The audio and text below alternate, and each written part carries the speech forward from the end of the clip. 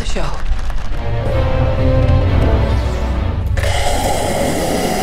Isang lalaki ang ipinakitang takot na nagtatatakbo sa isang madilim na kagubatan sa Ireland, at hindi niya alintana ang mga nakasulat na babala na point of no return, kaya't hindi na siya nakatakas ng lamunin ng dilim ang buong kapaligiran, at nang mahulog siya sa isang bangin ay biglang may humila sa kanya. Samantala ay makikita naman natin si Mina na nagtatrabaho sa isang pet store. Isang araw ay inutusan siya ng kanyang boss na mag-deliver ng isang parrot sa isang zoo, kaya't inuwi na niya ang ibon at kinaumagahan ay umalis na siya upang i-deliver ito, ngunit nasiraan ang kanyang kotse sa isang madilim na kagubatan kaya't kinuha niya ang dalang parrot upang humingi ng tulong sa daan, at pagbalik niya sa kanyang kotse ay hindi na niya makita ito, upang malibang ay kinausap na lang niya ang parrot at pinangalanan niya ito ng Darwin, at bigla niyang napansin ang isang tumatakbong babae kaya't agad niyang sinundan ito, at nang buksan ng babae ang pinto ay sinabi nito sa kanya na pumasok ka na kaagad kung gusto mong mabuhay, kaya't agad na pumasok si Mina sa cabin at ang pangalan ng matandang babae ay Madeleine at nakatira pala ito doon kasama si Sarah at Daniel.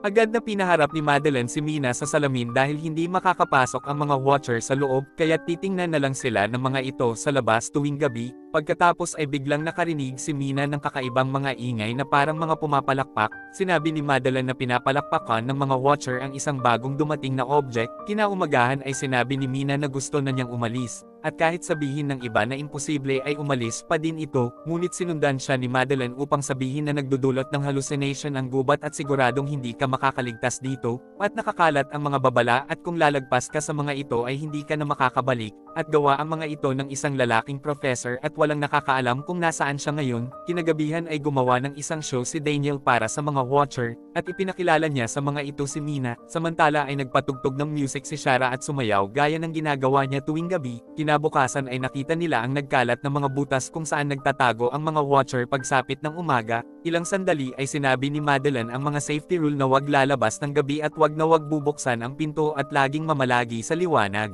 Isang araw nang kumatok si Mina sa salamin ay bigla ding may kumatok sa pinto kaya't sinabi ni Madeleine na huwag kayong gagalaw. Kinabukasan ay kinumbinse ni Mina si Daniel na tingnan nila ang mga butas. Gamit ang isang lubid ay bumaba sa butas si Mina at nakita niya sa loob ang mga lumang gamit, mga dyaryo, mga laruan, mga pyesa at isang bisikleta, at itinali niya ang mga ito sa lubid, ngunit nakarinig sila ng mga ingay na katulad ng naririnig nila sa labas kapag gabi. Sumigaw si Mina at nahulog ang lubid sa kanyang paa kaya't lumabas na siya sa butas. At ipinakita niya kay Madeleine ang bisikleta na pwedeng gamitin sa pagtakas. Samantala ay nakagawa naman si Daniel ng surveillance camera sa mga nakuha nilang mga gamit at inilagay niya ito sa pinto. Kinagabihan ay biglang may kumatok sa pinto kaya't sinabi ni Daniel na papasukin natin ito. Pinagbawalan sila ni Madeleine na buksan ang pinto, ngunit narinig nila ang boses ng asawa ni Sarah. Sinigurado ni Sarah na ito nga ang kanyang asawa kaya't tinanong niya ito at sinabing anong libro ang palagi kong binabasa, ngunit hindi naman ito sumagot at sa halip ay sinabi nito na iligtas mo ako,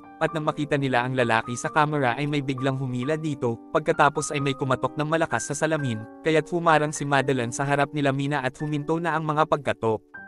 Kinaumagahan ay inihagis ni Madeleine ang bisikleta sa butas at hiniling niya kila Mina na huwag na silang maging mga pasaway. Isang araw ay pumunta sa gubat si Sarah ngunit nahuli siya ni Mina. Pagkatapos ay nakita nilang pinagagalitin ni Daniel si Madeleine kaya't pinuntahan nila ito. Nauna nang pumasok sila Daniel at Sarah sa cabin at nang hindi makapasok ay hinila ni Madeleine si Mina upang makapagtago sila sa ilalim ng puno, at pagkatapos ay nakita nila ang mga matatangkad na tila mga gagambang mga halimaw na nagmula sa kagubatan. Lumapit ang mga watcher sa bintana ng cabin at gumawa ang mga ito ng mga matitinis na mga ingay at tiningnan ng mga ito sila Daniel at Sarah, at pagkaalis ng mga watcher ay nagmakaawa sila na papasukin na sila ni Daniel ngunit ayaw pa din ito, kaya't kinonsensya siya ni Mina na dadalin mo ito habang buhay kapag namatay kaming dalawa, kaya't nang dahil dito ay binuksan na ni Daniel ang pinto, at pagkatapos ay agad na silang tumayo sa harap ng salamin upang makita ng mga watcher na kumpleto sila. Sinabi ni Madeleine na sinubukan ko kayong protektahan mula sa mga ito, nagtuturo ako ng history at mythology at kusa silang pumunta dito, ngunit hindi ko alam na napakadelikado pala nila, at nang minsang manghuli ako sa takip silim ay nakita ko ang sarili kong kopya.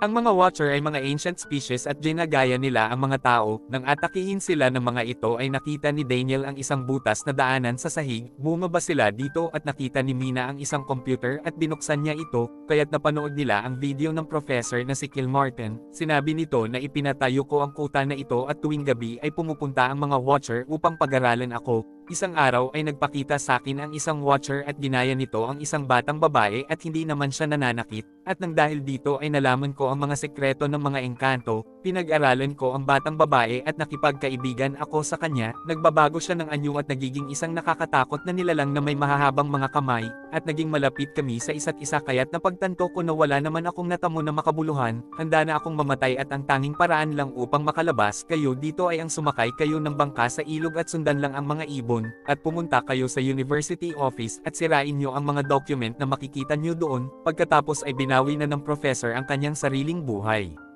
Kinaumagahan ay lumakad na sila upang makaalis na sa gubat, naglakad sila hanggang sa kumagat na ang dilim ngunit wala pa din silang makitang ilog at bangka, kaya't nawalan na sila ng pag-asa ngunit bigla nilang nakita ang mga ibong nagliliparan sa isang direksyon, sinundan nila ang mga ito kaya't nakarating na sila sa ilog, nagmadali na sa bangka sila Mina ngunit nakita ni Daniel si John kaya't bumalik ulit ito, natuwa si Daniel dahil nakaligtas si John ngunit isang watcher din pala ito, kaya't nagsisigaw sila Mina na bumalik na kaagad si Daniel ngunit pinatay na ito ng mga watcher, at ginaya ng mga ito ang itsura ni Daniel habang papaalis na sa bangka sila Mina. Kinaumagahan ay nakarating na sila sa lungsod at sumakay na sila sa isang bus at nakahinga na silang lahat ng maluwag. Nagpunta na si Mina sa university office at sinira niya ang mga document gaya ng hiniling ng professor.